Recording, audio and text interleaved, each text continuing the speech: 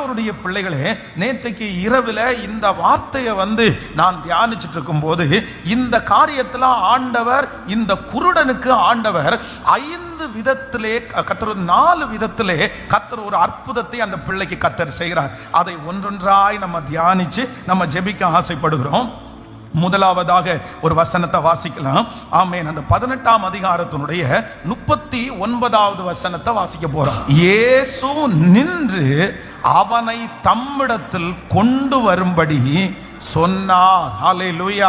ஆண்டவருடைய பிள்ளைகளே, முதலாவதாக இந்த சம்பவத்தில் என்ன ஆரம்பிக்குது அப்படின்னா, இந்த குருடனை பார்த்து, குருடன் வழியருகே இருக்கிறான். அந்த வழி ரொம்ப விசாலமான வழி. அந்த வழியிலே அநேக நாட்களாக அவன் பிச்சை எடுத்து கொண்டிருக்கிறான்.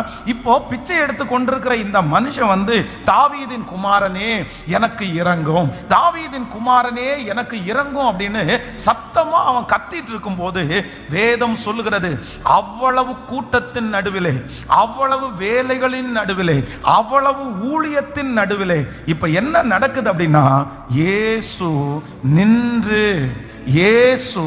நின்று கர்த்தருடைய பிள்ளைகளே, இந்த குருடன் வழியிலே போகும்போது எத்தனையோ பேரை சத்தம் போட்டு கூப்பிட்டுருக்கிறான். அம்மா, ஐயா, எனக்கு தர்மம் போடுங்க.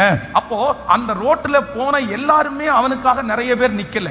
சிலர் அவனிடத்துல நிற்கிறதற்கு காரணம் என்னன்னா, உன் பிரச்சனை என்னன்னு கேட்கறதுக்கு நிறைய பேர் நிக்கல. இல்லைன்னா கொஞ்ச நேரம் அவனை பார்த்து அவனுக்கு ஏதாவது கொஞ்சம் எக்ஸ்ட்ரா கொடுக்கலாம் அப்படின்றதுக்காக நிக்கல. இதுவரைக்கும் இந்த குருடன் அந்த வழியருகே நின்று பிச்சை கேட்கும் போது அவனுக்காக யாரும் ரொம்ப நேரம் அவனுக்காக நிற்கவே இல்லை. அவர்களுக்கு தங்களுடைய வேலை தான் அவங்களுக்கு பெருசா தெரிஞ்சு அவங்க அவர்களுடைய வழியில போகிறதற்கு அவசரமாய் போனார்கள்.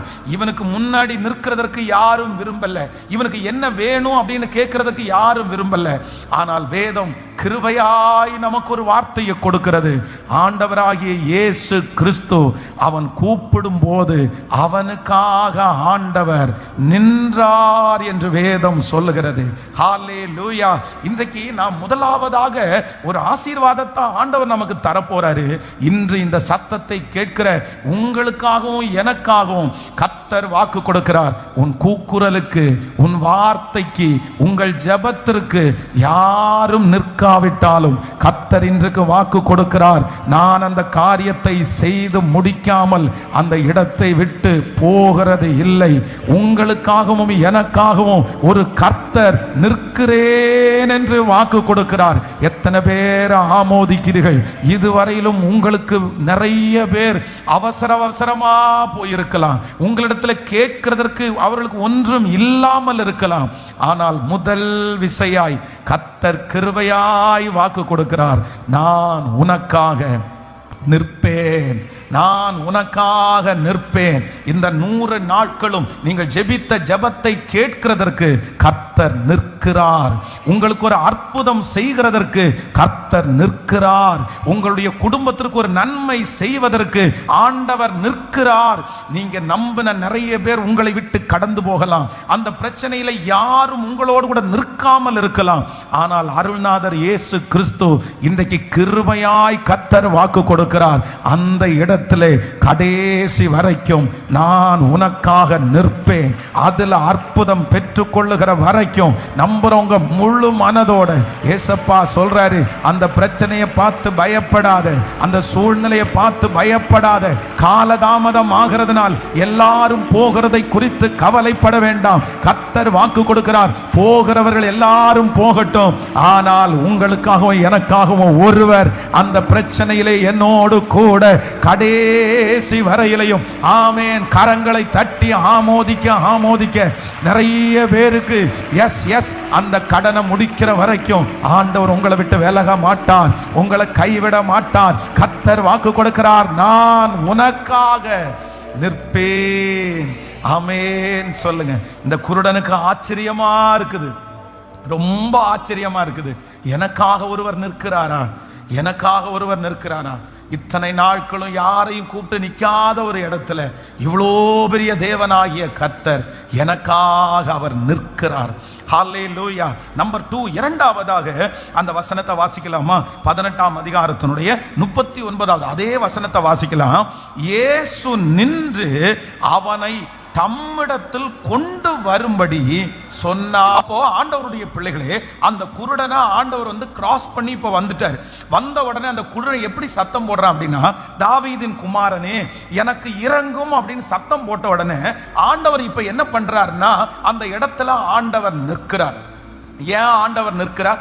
நின்ன உடனே கர்த்தர் சொல்றாரு, அந்த மனுஷனை தம்மிடத்தில் கொண்டு வரும்படி அவர் சொன்னார். ஏன் ஆண்டவர் போக மாட்டாரா? ஆண்டவர் போகிறதுக்கு அந்த இடத்துல வந்து டிகினிட் பாட்டு கர்த்தர் உட்கார்ந்து நின்றுட்டு இருந்தாரா? இல்ல அவன் என்னிடத்துல வரட்டும் அப்படின்னு சொன்னாரா? நம்முடைய தேவன் அப்படிப்பட்டவர் அல்ல.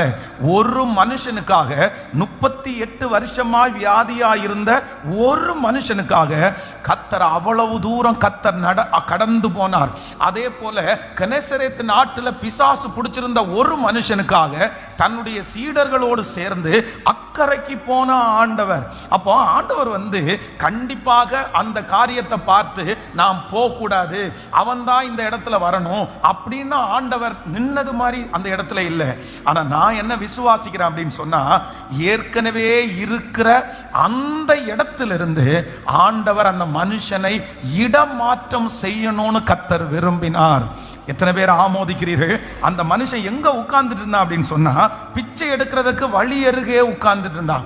அந்த மனுஷன் உட்கார்ந்து இருந்த இடம் ரெகுலரா பிச்சை எடுக்கிற இடம். நிறைய பேர் அந்த இடத்துல இருக்கிறார்கள். அவனை போல வியாதி உள்ளவர்கள் நிறைய பேர் அந்த இடத்துல உட்கார்ந்து இருக்கிறாங்க. ஆனா ஆண்டவர் இப்பொழுது அந்த மனுஷனுக்கு செய்கிற இரண்டாவது நன்மை என்னன்னா, அந்த இடத்திலிருந்து அவனை வெளியே கொண்டு வரணும்னு கர்த்தர் சித்தம் கொண்டார். ஆமென் சொல்லுங்கள். நாம் விசுவாசிக்கிறேன், கர்த்தர் வெகு சீக்கிரத்திலே உங்களுக்கு ஒரு இடமாற்றத்தை கர்த்தர் தருவேன் என்று கர்த்தர் வாக்கு கொடுக்கிறார். நீங்கள் இருக்கிற இடத்தை விட்டு ஒரு ஆசீர்வாதமான இடத்திற்கு கர்த்தர் உங்களை கொண்டு வர போகிறார். இப்பொழுது நீங்கள் இருக்கிற இடம் ஒருவேளை பரிதாபமான இடமா இருக்கலாம். இப்பொழுது நீங்கள் இருக்கிற இடம் ஒருவேளை நெருக்கமான இடமா இருக்கலாம். இப்பொழுது நீங்க இருக்கிற அந்த இடத்துல எல்லாரும் அந்த குருடனை பார்க்கும் போது ஏளனமாய் பார்க்கப்பட்ட இடமா இருக்கலாம். அந்த இடத்தை ஒரு பார்வைக்கு மேல இன்னொரு பார்வை பார்க்காத இடமா இருக்கலாம். ஆனால் அருள்நாதர் இயேசு கிறிஸ்து கிருபையாய் நடத்துகிறார். அந்த இடத்தை விட்டு ஒரு ஆசீர்வாதமான இடத்திற்கு கர்த்தர் கொண்டு வருகிறார். இந்த பலிபீடத்திலிருந்து தீர்க்க தரிசனமாய் நான் வாக்கு கொடுக்கிறேன். இன்றைக்கு கர்த்தர் ஒரு சாட்சியை கர்த்தர் எழுப்பி இருக்கிறார். 15,000 ரூபாய் சம்பளம் வாங்கின பிள்ளை 25,000 ரூபாவை கர்த்தரிடத்துல கேட்டு கர்த்தர் 65,000 ரூபாவாய் கொடுத்து ஒரு இடமாற்றத்தை கட்டளையிட முடியுமானால், ஹalleluya, கர்த்தர் இன்றைக்கு கிருபையாய் வாக்கு கொடுக்கிறார். மகனே, அந்த ஆழமான குழியிலிருந்து உன்னை எடுப்பேன், இந்த இடத்திலிருந்து உன்னை எடுப்பேன், இந்த தோல்வியிலிருந்து உன்னை நான் எடுப்பேன். இந்த இடம் சீக்கிரமாய் உங்களுக்கு மாற போகிறது. ஆண்டவரே, 15 வருஷமா நான் பாடுபட்டு இருக்கிறேனே, இத்தனை வருஷமா இதே இடத்துல நான் உட்கார்ந்துட்டு இருக்கிறேனே, ஒரு வளர்ச்சியை நான் பார்க்க மாட்டேனா? ஒரு உயர்வை நான் பார்க்க மாட்டேனா? நான் அடுத்த லெவல் எப்படி நான் போவேன்? இந்த கேள்விக்குறிக்கு ஆண்டவர் இன்றைக்கு பதில் கொடுக்கிறார். கர்த்தருடைய வருகை தாமதிக்குமானால் வருகிற வருஷம் இங்கே இந்த சத்தத்தை கேட்கிற நிறைய பிள்ளைகளுக்கு நீங்க இருக்கிற இடத்திலிருந்து கர்த்தர் இன்னொரு இடத்திற்கு நல்ல கரங்களை தட்டி முழு பலத்தோடு ஆமென் ஆமோதிக்கிறவர்கள் ஹalleluya, ஆமென் ஹalleluya. புலம்புகிற இடத்திலிருந்து, கண்ணீரோடு இருக்கிற இடத்திலிருந்து, பிச்சை கேட்கிற இடத்திலிருந்து, அநேகருடைய கையை எதிர்பார்த்து கொண்டிருந்த அந்த இடத்திலிருந்து, ரொம்ப நாளா அந்த இடத்துல சோகமாய் விரக்தியோடு இருந்த அந்த இடத்திலிருந்து அந்த குருடனுக்கு ஆண்டவர் செய்கிற இரண்டாவது ஒரு பெரிய மகிமை என்னன்னா, முதல்ல அந்த இடத்திலிருந்து அவனை வெளியே கொண்டு வாருங்க. அந்த இடம் இனி அவனுக்குரிய இடம் அல்ல. இனி அந்த இடத்துக்குள்ள அவன் உட்கார மாட்டான். இனி அந்த இடத்திற்கு அவன் போக மாட்டான். இனி அந்த இடத்திற்கும் அந்த மனுஷனுக்கும் சம்பந்தம் இல்லை. இனி அந்த மனுஷனுக்கு என்னுடைய அருகாமையிலே இடம். ஹல்லேலூயா. வம்சா வம்சமாய் அப்படியே ஜெனரேஷனா நிறைய பேர் ஒரே இடத்துல கஷ்டப்பட்டுட்டே இருக்கலாம். நிறைய பேர் சொல்லலாம், உன் குடும்பத்திற்கு அந்த இடம் தான், உன் பிள்ளைக்கு அந்த இடம் தான், நீ எல்லாம் இந்த இடத்துக்கு வர ஆசைப்படாத, நீ எல்லாம் இந்த இடத்துக்கு வந்துட மாட்ட, உன் குடும்பம் இந்த இடத்துக்கு வர முடியாது, நீங்க அந்த இடத்துல தான் இருக்கணும். ஆனா ஆண்டவர் இன்றைக்கு கிருபையாய் வாக்கு கொடுக்கிறாரு, இல்ல யார் விரும்பினாலும் யார் விரும்பாவிட்டாலும் கர்த்தர் சிலரை குப்பையிலிருந்து தூக்கி எடுக்க போறாரு, சிலரை கர்த்தர் அக்கினியிலிருந்து கர்த்தர் தூக்கி எடுக்க போறாரு. ஆமென், ஹல்லேலூயா. அந்த தாழ்வான இடத்திலிருந்து ஆண்டவர் தூக்கி எடுக்க போறாரு. ஆமென். நீங்க இப்பொழுது இருக்கிற ஒரு சூழ்நிலை டிச்சு ஓரத்தில் இருக்கிறது மாதிரி கூட இருக்கலாம். அந்த மாதிரி மழை டைம்ல நிறைய பேருடைய வீடு அப்படியே ஒழுகின வீட்டில் கூட நீங்க குடியிருக்கலாம். நான் இந்த நிலைமையில இருக்கிறேனே, நான் இந்த வீட்டில் நான் குடியிருக்கிறேனே, இந்த மாதிரி ஒரு சூழ்நிலையில நான் இருக்கிறேனே. ஆனா கர்த்தர் இன்றைக்கு உங்களை பார்க்கிறார். ஆண்டவர் உங்களையும் என்னையும் பார்க்கிறார். கர்த்தர் பார்த்து கர்த்தர் வாக்கு கொடுக்கிறார், நான் உனக்கு ஒரு இடமாற்றத்தை, நான் உங்களுக்கு ஒரு இடமாற்றத்தை, நீங்க குடியிருக்கிற இடத்துல ஒரு மாற்றத்தை கர்த்தர் தருவார். அந்த இடத்துல இருக்கிற பிரச்சனையை ஆண்டவர் எடுத்து போடுவார். இனி மற்றவர்களை சார்ந்து வாழாதபடி கர்த்தரை மட்டும் சார்ந்து வாழ்கிற அளவிற்கு ஒரு இடமாற்றத்தை கர்த்தர் தருவதற்கு கர்த்தர் வல்லவர். யோசேப்புக்கு கர்த்தர் போத்திமாருடைய வீட்டில் இருந்து சிறைச்சாலையிலே தலைவன் என்கிற ஒரு இடத்தை மாற்றினார். சிறைச்சாலையில் இருந்து பார்வோனுடைய அரண்மனைக்கு கர்த்தர் இடத்தை மாற்றினது போல நாம் விசுவாசிக்கிறேன், இன்றைக்கு சிறைச்சாலையிலே இருக்கிற நிறைய பேருடைய கட்டுகளை எல்லாம் கர்த்தர் அவிழ்த்து வெகு சீக்கிரத்திலே பார்வோனுடைய அரண்மனைக்கு நல்ல கைகளை தட்டி ஆமோதித்து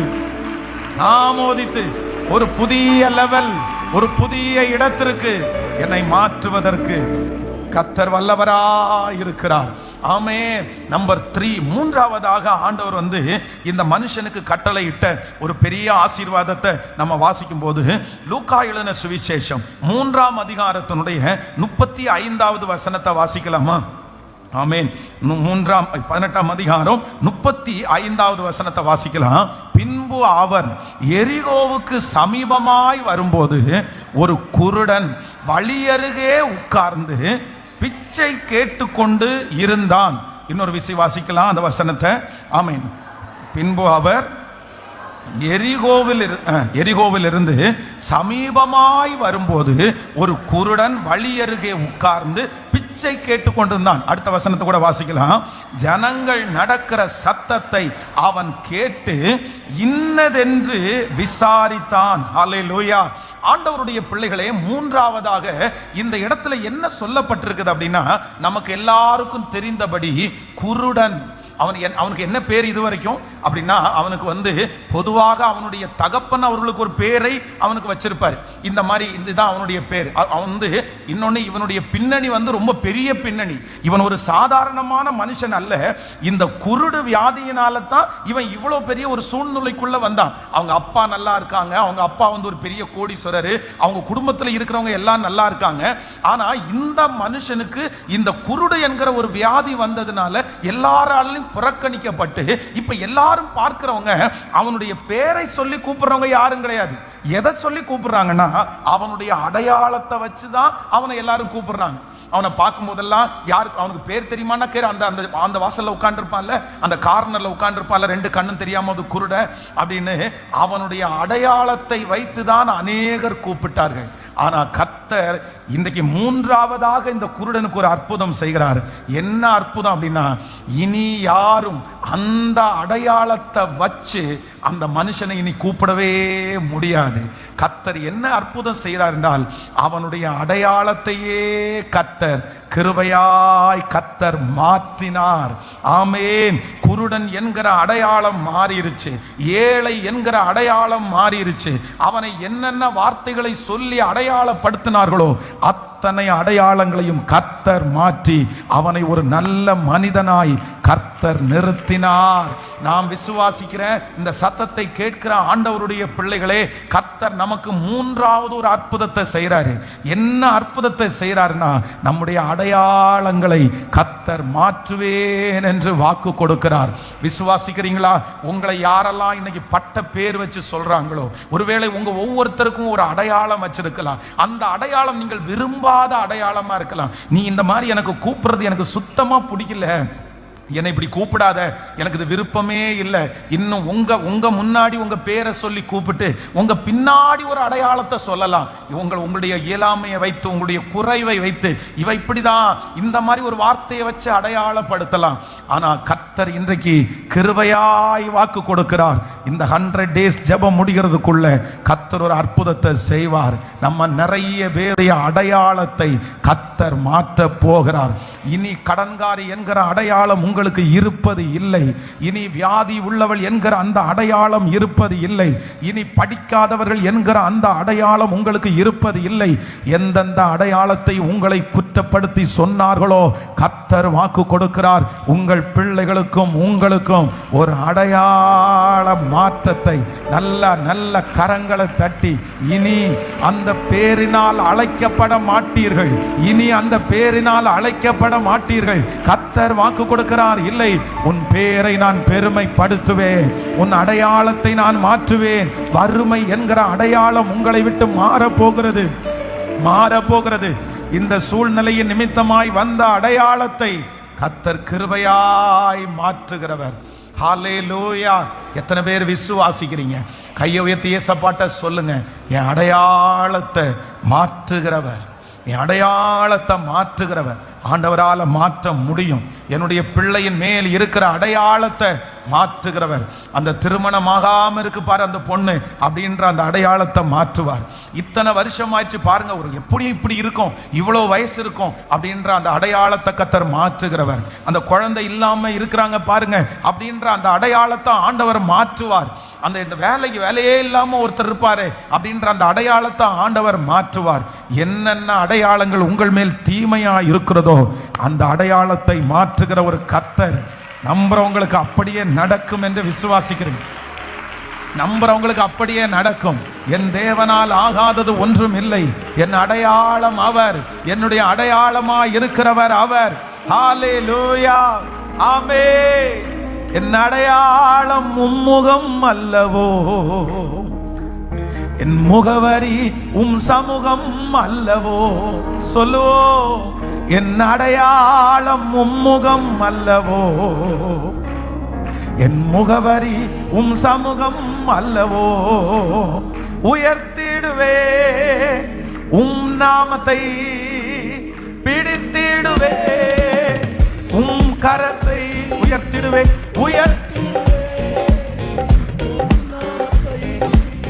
பிடித்திடுவே உம் கரத்தை. என் அடையாளம் முகம் அல்லவோ,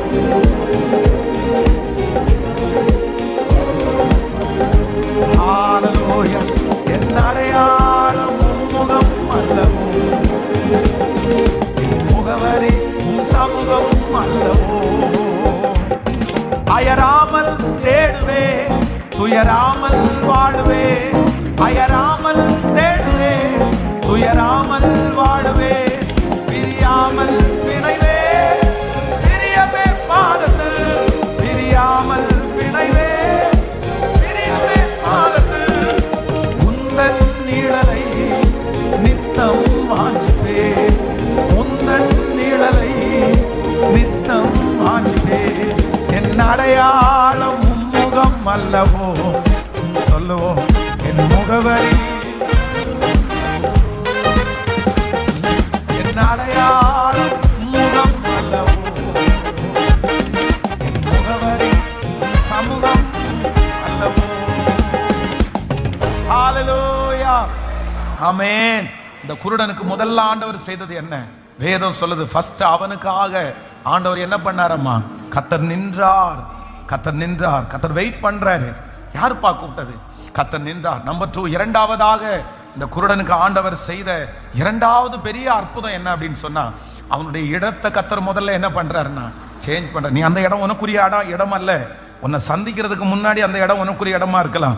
ஆனா இன்னொரு மகிமையான இடத்தை உனக்காக நான் வைத்திருக்கிறேன். இனி ஒரு காலம் நீ அந்த இடத்திற்கு போக போறது இல்லை, போக போறது இல்லை. கர்த்தர் நம்பர் 2, இரண்டாவதாக அந்த குருடருக்கு ஆண்டவர் இடத்தை கர்த்தர் மாற்றினார். நம்பர் 3, மூன்றாவதாக அந்த இடத்துல கர்த்தர் என்ன பண்றாருன்னா, அடையாளத்தை கர்த்தர் மாற்றுகிறவர். எத்தனை பேர் விசுவாசிக்கிறீங்க? இது நிச்சயமா நடக்க போகிறது. இது நிச்சயமா நடக்க போகிறது. ஆண்டவர் மட்டும் நம்முடைய அடையாளத்தை மாத்திட்டாருன்னு வச்சுக்கோங்களேன், ஒருத்தரால கூட என்ன பண்ண முடியாதுன்னா கண்டுபிடிக்கவே முடியாது. அப்படியே நம்மளை டோட்டலாகவே ஆண்டவர் அப்படியே டிரான்ஸ்மிஷன் பண்ணது மாதிரி அப்படியே திருப்பிடுவார் ஆண்டவர். திசை திருப்புகிற கர்த்தர். ஹல்லேலூயா. இதை நீங்க யாருக்கு பார்க்க முடியும்னா, யோசேப்புக்கு பார்க்க முடியும். கூட பிறந்தவங்க அண்ணங்க தான். ஜஸ்ட் எத்தனை வருஷம்? ஒரு 13 வருஷம் தான் அவனை பார்க்கல. 13 வருஷத்துக்குள்ள ஆண்டவர் யோசேப்பை எந்த அளவிற்கு அடையாளத்தை மாத்தினார்னா, அவங்க எந்த விதத்திலும் அவனை என்ன பண்ண முடியல, கண்டுபிடிக்கவே முடியல. அதற்கு பிறகு நான் தான் யோசேப்புன்னு தன்னை வெளியரங்கப்படுத்தி, அதனாலதான்ப்பா உங்களை இப்படி உட்கார வச்சேன், அதனாலதான்ப்பா நான் இந்த காரியத்தை செஞ்சேன் அப்படின்னு சொன்னா, வேதம் சொல்லுது அவங்க மூச்சடைச்சு போய் நின்னாங்களாமா, வாயடைச்சு போய் நின்னாங்களாமா. நாங்க எதிர்பார்க்கவே இல்லை. அப்படின்னா உன்னை இந்த மாதிரி ஒரு டோன்ல நாங்க எதிர்பார்க்கல, உன்னை இந்த மாதிரி ஒரு இடத்துல நாங்க எதிர்பார்க்கல, நான் உன்னை இந்த மாதிரி ஒரு உயர்வுல நாங்க கொஞ்சம் கூட எதிர்பார்க்கல. நான் சொல்றது இத்தனைக்கும் தீர்க்க தரிசனமான வார்த்தை. இதே வார்த்தையை உங்களை பார்த்து நிறைய பேர் சொல்லுவாங்க. நீ இப்படிப்பட்ட ஒரு இடத்துல உட்கார்வேன்னு நாங்க எதிர்பார்க்கவே இல்லை, நீ இந்த மாதிரி ஒரு ஆளா இருப்பேன்னு நாங்க எதிர்பார்க்கவே இல்லை. கர்த்தர் சொல்லுகிறார், உங்க சொந்தக்காரங்களுக்கு முன்னாடி, பிரதர் சிஸ்டர், என் அன்பு தகப்பனே தாயே, உங்க பிள்ளை மேல இப்படிப்பட்ட ஒரு அபிஷேகத்தை கர்த்தர் வைக்க போறாரு. உங்க பிள்ளைய கர்த்தர் அடையாளத்தை சேஞ்ச் பண்ணுவாரு. ஆமென். இதுவரையிலும் யாரும் பார்த்திராத ஒரு இடம், இதுவரையிலும் யாரும் போய் இருக்காராத ஒரு இடம், அப்படிப்பட்ட ஒரு இடத்துல நிறைய பேர் எதிர்பார்க்காத ஒரு இடத்துல என்ன உட்கார வைக்கிறதற்கு என் ஆண்டவரால முடியும், என் கர்த்தரால முடியும். இது அந்த குருடனுக்கு மட்டும் இல்ல, கர்த்தர் எனக்கும் செய்வார். எனக்கு மட்டுமல்ல, இந்த சத்தத்தை கேட்டுக்கொண்டிருக்கிற ஒவ்வொருத்தரும் எங்கிருந்தாலும் என் அடையாளத்தை, நீங்க ஜெபம் மட்டும் பண்ணுங்க, என் அடையாளத்தை மாற்றுவார், அடையாளத்தை மாற்றுவார், அடையாளத்தை மாற்றுவார். அந்த தெரு உங்களுக்குரியது அல்ல, கர்த்தர் அதை செய்வார். ஆமென். அந்த நீங்க இப்ப அந்த இருக்கிற இடம், அந்த இடம் உங்களுக்குரியது அல்ல. கர்த்தர் உங்களுக்கு வச்சிருக்கிற இடம் மகிமையான கனத்திற்குரிய ஜீசஸ், ஜீசஸ். அதற்கு நேராய் கர்த்தர் என்னை கிருபையாய் கொண்டு போகிறவர். ஹல்லேலூயா.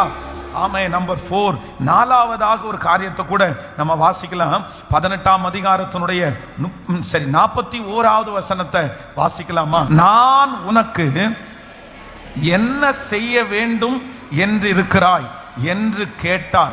அதற்கு அவன், ஆண்டவரே, நான் பார்வை அடைய வேண்டும் என்றான். ஆண்டவருடைய பிள்ளைகளே, இந்த குருடனுக்கு அடுத்த அந்த மனுஷன் இருக்கிற சூழ்நிலை என்ன அப்படின்னா, இத்தனை நாட்களும் அந்த தெருவோரத்தில் இருந்து பிச்சை கேட்டான். பிச்சை கேட்கும் போது அங்க இருக்கிற யாருமே அவனை பார்த்து உனக்கு என்ன தேவை அப்படின்னு இதுவரைக்கும் கேட்டதில்லை.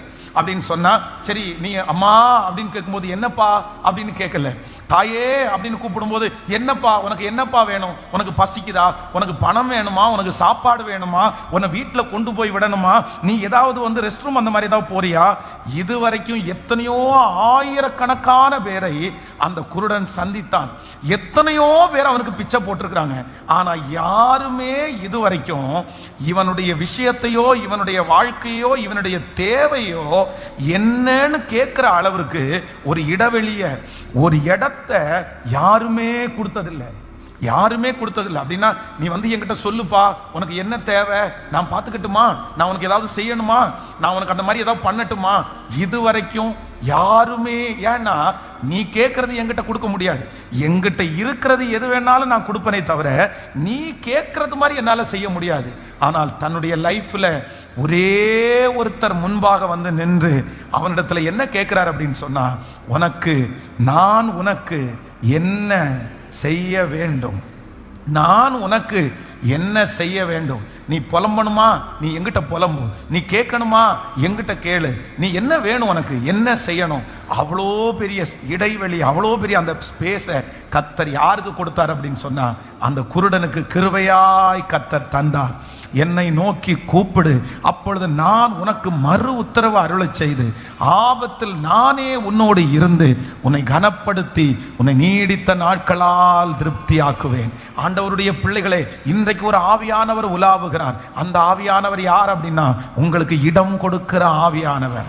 உங்களுக்கு சொல்றதற்காக சொல்லுகிறார். நீ என்ன வேணாலும் என்னிடத்துல கேளு, நீ என்ன வேணாலும் என்னிடத்துல ஷேர் பண்ணு, நீ அழணுமா என் சமூகத்துல அழு, நீ கொட்டணுமா என்னுடைய சமூகத்துல கொட்டு. என்னுடைய பாரத்தை எல்லாம் சுமக்கிற ஒரு நல்ல தேவன் என்னோடு கூட அவர் இருக்கிறார். இந்த சத்தத்தை கேட்கிற ஆண்டவருடைய பிள்ளைகளே, உங்களை சுற்றி இருக்கிற யாருமே உங்களுக்கு இப்படிப்பட்ட ஒரு வாய்ப்பை கொடுக்காம இருக்கலாம். அதுதான் இந்த 100 நாள் ஜெபத்துல ஆகாரை குறித்து ஆண்டவர் பேசும்போது ரொம்ப அழகா கர்த்தர் பேசினாரு. ஆண்டவர் அந்த ஆகார் மேல வச்ச ஒரு பெரிய பெரிய அன்பு என்னன்னா, அந்த ஆகார் பேசுவதற்காக ஒரு வாய்ப்பை ஆண்டவர் கொடுத்தார். ஆனா இந்த உலகத்துல இருக்கிறவங்க அப்படி இல்லை. நம்ம யார்ட்டையாவது போய் புலம்பலான்னு போனா நிறைய பேர் ஓடிடுவாங்க. ஐயோ நீ சொல்லாத, எனக்கு டைம் ஆச்சு, நிறுத்திக்கோ, இதுக்கு முன்னாடி ஏற்கனவே நீங்க இந்த மாதிரி சொல்லிட்டீங்க, எத்தனை டைம் தான் நீங்க சொல்லுவீங்க. நம்முடைய புலம்பலை கேட்பதற்கு இந்த உலகத்துல நிறைய பேர் இல்லை. நம்ம என்ன சொல்றோன்னு காது கொடுத்து கேட்கறதுக்கு நம்முடைய பிள்ளைங்க இல்லை. பிள்ளைகளுக்கு போன் பண்ணும்போது கூட ஒரு வார்த்தைக்கு மேல இன்னொரு வார்த்தை பேசிட்டோம்னா, சரிம்மா வச்சிருங்கம்மா, சரிப்பா வச்சிருங்கப்பா, எவ்வளவு நேரம் தான் பேசுவீங்க, என்னதான் பேசுவீங்க. அப்படிப்பட்ட உலகத்திலே வேதம் சொல்லுகிறது, இந்த குருடனுக்கு நீ என்ன வேணாலும் ஷேர் பண்ணலாம், எவ்வளவு வேணாலும் சொல்லலாம், நான் உனக்காக இருக்கிறேன் என்று ஒரு பெரிய இடைவெளியை நான் நம்புறேன். கர்த்தருடைய பிரசன்னம் உங்களை திருப்தியாக்க போகுது. அவருடைய சமூகம் உங்களை ஆறுதல் படுத்த போகுது. ஆண்டவர் உங்களுக்கு ஒரு பெரிய இடைவெளியை கர்த்தர் கொடுக்க போறாரு. உங்களுக்கு ஒரு பெரிய திருப்தி உண்டாக போகிறது. இனி மனுஷங்க உங்களுடைய காரியத்தை கேட்கலன்றது நீங்க கவலைப்பட மாட்டீங்க. நீங்க இனி மனுஷனிடத்துல அழமாட்டீங்க. கர்த்தர் சமூகத்தில் உங்களுடைய அழுகை போய் சேரும். ஆமென். அன்னாளை போல கர்த்தர் உங்களுக்கு ஒரு பெரிய இடைவெளியை கர்த்தர் கொடுத்து உங்களுடைய அத்தனை வியாகுலத்தையும் அவரே சுமந்து கொள்றதுக்கு கர்த்தர் வல்லவராய் இருக்கிறார். இப்ப சொல்லுங்க பார்க்கலாம், ஒரு 4 ஆசீர்வாதத்தை கர்த்தர் நம் தலை மேல வைக்கிறாரு. நம்பர் 1, கர்த்தர் எனக்காக அவர் வெயிட் பண்றார், அவர் நிற்கிறார். நம்பர் 2, இரண்டாவது, என்னுடைய இடத்தை அவர் மாற்றுவதற்கு கர்த்தர் வல்லவராய் இருக்கிறார். ஆமென், சத்தமாய் ஆமென்.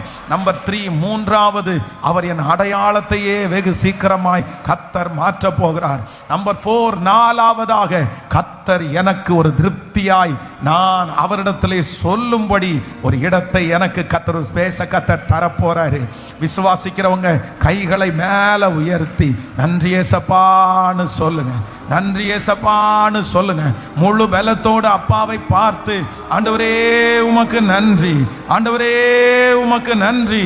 முழு பலத்தோடு இயேசுவே உமக்கு நன்றி, உமக்கு நன்றி, உமக்கு நன்றி. ஸ்தோத்திரம். இந்த வார்த்தை என்னுடைய தலையின் மேல் நடக்கிறதற்காக உமக்கு ஸ்தோத்திரம். ஹalleluya, ஆமென். thank you jesus, ஹalleluya.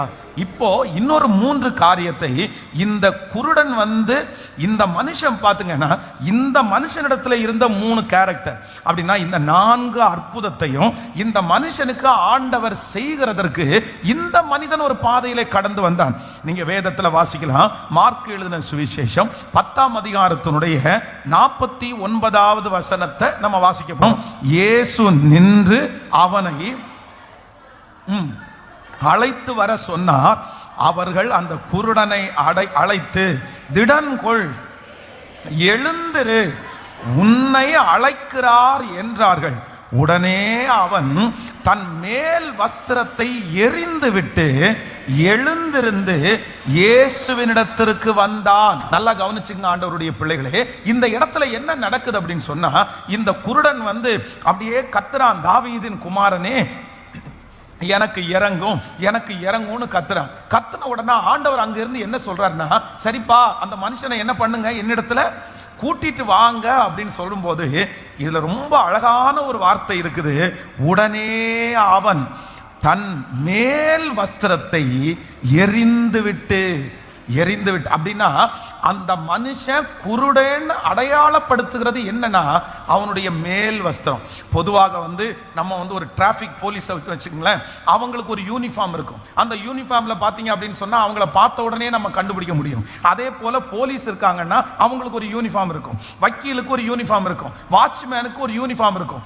ஒரு மனுஷனை நம்ம எதனால நம்ம கண்டுபிடிப்போம், ஐடென்ட் பண்ணுவோம் அப்படின்னு சொன்னா அந்த மனுஷனிடத்துல இருக்கிற யூனிஃபார்மை வச்சு நம்ம கண்டுபிடிச்சிருவோம். ஓ, இவங்க இந்த வேலை செய்யறாங்க, இவங்களுக்கு இந்த தொழில். அதே போல நம்ம பிச்சைக்காரர்களை அடையாளம் கண்டு கொடுக்கிறதுக்கு எதுதான் ரொம்ப சப்போர்ட்டிவா இருக்கும்னா அவங்க போட்டிருக்கிற ட்ரெஸ் தான் அவங்கள காமிச்சு கொடுக்கும். அப்போ இந்த மனுஷன் வந்து என்னதான் உள்ளுக்குள்ள துணியை போட்டிருந்தாலும் மேல என்ன பண்றான், ஒரு வஸ்திரத்தை மூடிக்கிறான். யாராவது ஒருத்தர் அவனுக்கு சட்டையை மாத்தி விடலாம், பேண்டை மாத்தி விடலாம். ஆனா கடைசியில என்னத்தை எடுத்து போத்திடுவான்னா அவன் வந்து ஒரு போர்வை எடுத்து மேல போத்திக்கிறான். அதுதான் அவன் குருடன், அவன் பிச்சை கேட்கிறவன் அப்படின்னு சொல்லி அடையாளப்படுத்துறது. பொதுவா வந்து இதெல்லாம் நம்ம எங்க பார்க்க முடியும்னா ஊட்டியில நிறைய பேர் பார்க்கலாம். ஊட்டியில வந்து குளிர் இருக்கோ இல்லையோ, ஆனா என்ன போட்டுருவாங்க சொல்லுங்க, சொட்டரை போட்டுருவாங்க. ஏங்க இப்பதான் வெயில் அடிக்குது இல்ல, சொட்டரை கொஞ்சம் கழட்டிடலாம் அப்படின்னு பார்த்தா அவங்களுக்கு நம்ம இங்க கீழே இருந்து நம்ம நிறைய பேர் போவோம். அங்க இருக்கிற குளிர் அவ்வளவு குளிரா இருந்தா கூட நிறைய பேர் என்ன பண்ண மாட்டாங்கன்னா அந்த மாதிரி கோட்டு இல்ல அந்த மாதிரி ஜர்க்கின் எதுவும் போடாம அழகா போயிட்டு வருவோம். ஆனா அங்க இருக்கிறவங்க வந்து அது அவங்களுக்கு ஒரு பழக்கம், அது அவங்க பழகிட்டாங்க, அது அவங்களுக்கு பிறவியில பிறக்கும் போதே அவங்க அப்படி வந்துட்டாங்க. அப்போ இந்த குருடன் வந்து இவ்வளவு நாட்களும் குருடனா இருக்கிறவன் அந்த மேல் வஸ்திரத்தை வைத்து கொண்டே இருக்கிறான். ஆனா இன்னும் அவனுக்கு என்ன நடக்கலன்னா அற்புதம் இன்னும் நடக்கல, ஆண்டவரிடத்துல அவன் இன்னும் போகல. ஒருவேளை அந்த அற்புதம் நடக்காம திரும்பி வந்துட்டான் அப்படின்னு சொன்னா அந்த மேல் வஸ்திரம் அவனுக்கு கிடைக்காது. ஏன்னா அங்கதான் நிறைய பேர் இருக்காங்கல்ல, அவன் தூக்கிட்டு போட்டா இன்னொரு ஆள் எடுக்கிறதுக்கு ஆள் இருக்காங்க. இனி திருப்பி என்ன போத்துவேன், ஒருவேளை அற்புதம் கிடைக்கல அப்படின்னு சொன்னா திரும்பி வந்து நான் எடுக்க முடியுமா? இவனுடைய மனதில் அந்த மாதிரி எந்த எண்ணமும் வரல. போதகர் அழைக்கிறார்ன்ற அந்த அழைப்பு வந்த உடனே அவனுக்குள்ள என்ன வந்துச்சு அப்படின்னா நான் விடுதலையாவது நிச்சயம், நான் விடுதலையாவது நிச்சயம். அதனாலதான் போதகரை சந்திக்க போறதுக்கு முன்னாடியே அழைப்பு வந்த உடனே, வார்த்தை வந்த உடனே தன்னுடைய மேல் வஸ்திரத்தை தூக்கி போட்டுட்டு இது இனி எனக்கு தேவைப்படாது, இது இனி எனக்கு தேவைப்படாது.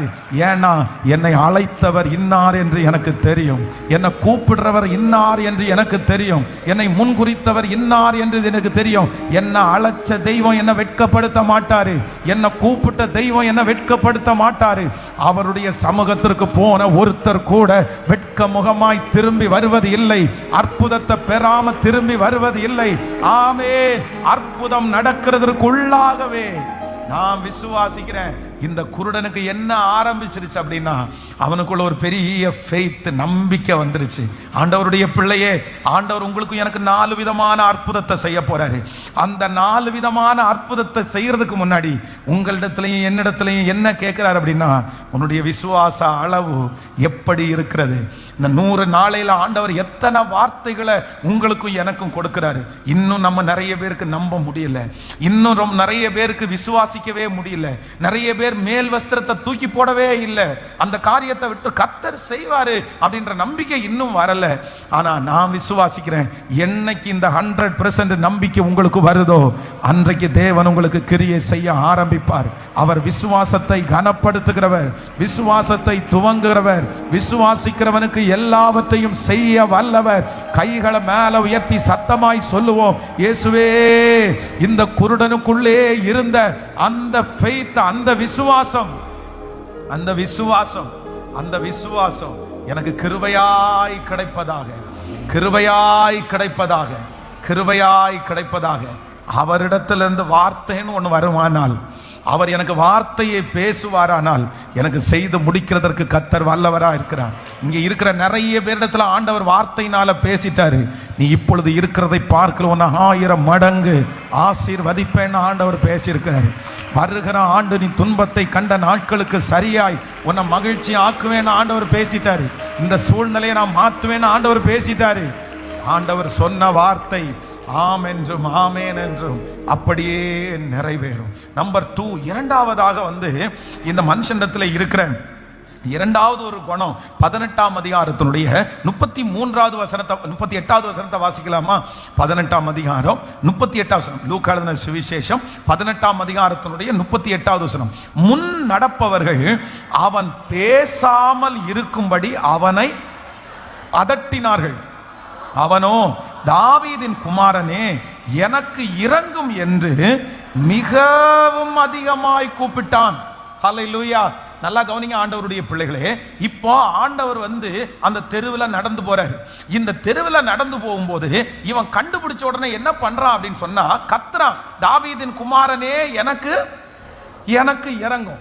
உடனே அங்க இருக்கிற நிறைய பேர் என்ன பண்றாங்கன்னா அதட்டுறாங்க.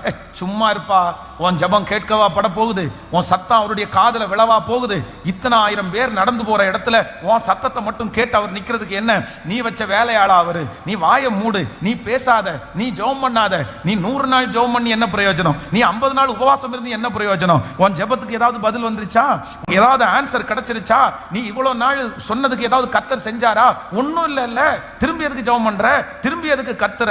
உன்னுடைய வார்த்தை அவருக்கு கேட்கப்பட போவது இல்லை, உன்னுடைய ஜெபம் அவருக்கு கேட்கப்பட போவது இல்லை அப்படின்னு சுத்தி இருக்கிற அத்தனை பேரும் கத்தாத, அமைதியாயிரு, நீ எதுவும் பேசாதேன்னு சொல்லும் போது இந்த மனுஷன் என்ன பண்ணிருக்கணும் அப்படின்னு சொன்னா, அமைதியா இருந்திருக்கணும். ஆமா, நீ சொல்றதும் உண்மைதான்ப்பா, நீ சொல்றதும் உண்மைதான். ஏன்னா நான் கத்தி என்ன நடக்க போகுது, நான் கத்தி என்ன கிடைக்க போகுது, இத்தனை ஆயிரம் பேர் போற இடத்துல என்ன மட்டும் அவர் திரும்பி பார்க்கவா போறாரு, இத்தனை ஆயிரம் பேர் இருக்கிற இடத்துல எனக்கு அற்புதம் நடக்கவா போகுது?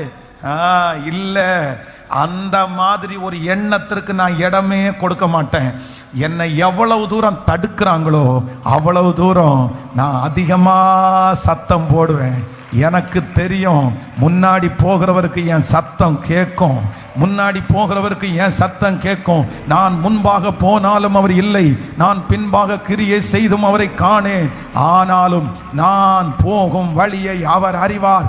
அவர் என்னை சோதித்த பிறகு பொன்னாக விளங்குவேன். யாரோ ஒருத்தடத்துல ஆண்டவர் தெளிவா பேசுறாரு. மகளே, நீ சோர்ந்து போனாயோ, மகனே நீ சோர்ந்து போனாயோ, ஜபத்தை நிறுத்திடலான்ற எண்ணத்துக்கு வந்துட்டீங்களோ, ஜெபம் பண்ணி என்ன ஆண்டவரேன்னு கேட்டீங்களோ, கர்த்தர் இன்னைக்கு திரும்ப தட்டி கொடுத்து மறுபடியும் அந்த குருடனுக்கு இருந்த அந்த விசுவாசத்தை உங்களுக்குள்ள கர்த்தர் இப்ப தர்றாரு. நீ தொடர்ந்து முன்னேறு, நீ தொடர்ந்து ஜெபம் பண்ணி அவர் எருசலேமை ஸ்திரப்படுத்துகிற வரைக்கும் அவர் அமர்ந்திருக்க விடாதிருங்க, அவர் உயர்த்துற வரைக்கும் அமர்ந்திருக்க விடாதிருங்க. ஆமே, நீர் என்னை ஆசீர்வதித்தாலே ஒழிய நான் உம்மை போக விடுவது இல்லை. இல்லை இல்லை, மீட்பர் உயிரோடு இருக்கிறார். அந்த பிள்ளைய மாத்தாம அந்த ஜபத்தை நிறுத்த கூடாது, அந்த கடனை சரி பண்ணாம அந்த ஜபத்தை நிறுத்த கூடாது, ஒரு கையளவு மேகத்தை பார்க்கிறதுக்கு முன்னாடி இந்த ஜபத்தை நிறுத்த கூடாது, ஆண்டவர் ஒரு இடத்துல உங்களை உட்கார வைக்கிறதுக்கு முன்னாடி அந்த ஜபத்தை நிறுத்த கூடாது. இல்ல, இதோ நீங்க சமீபமா வந்துட்டீங்க, இதோ நீங்க பக்கத்துல வந்துட்டீங்க, கர்த்தர் உங்களுக்கு அந்த புதையலை கொடுக்கிறதுக்கு நேரம் வந்துருச்சு, அந்த அற்புதத்தை பெற்றுக்கொள்றதுக்கு நேரம் வந்துருச்சு. ஆனா சத்துரு தடுக்க பார்க்கிறான். கர்த்தர் இன்னைக்கு ஆவியானவர் உலாவுகை சொல்லுகிறார், இல்ல இல்ல, உன் ஜபத்தை நிறுத்த கூடாது, அந்த காரியத்துல ஒரு விடுதலை உண்டு. விடுதலை கிடைக்கிற வரைக்கும், விடுதலை கிடைக்கிற வரைக்கும் நிச்சயமாகவே முடிவு உண்டு. உன் நம்பிக்கை வீண் போகாது. கர்த்தர் உங்களை எழுப்பாம கர்த்தர் விடமாட்டாரு, கர்த்தர் உங்களை தொடாம ஆண்டவர் விடமாட்டாரு. அவரால் சகலத்தையும் செய்ய முடியும். ஹல்லேலூயா.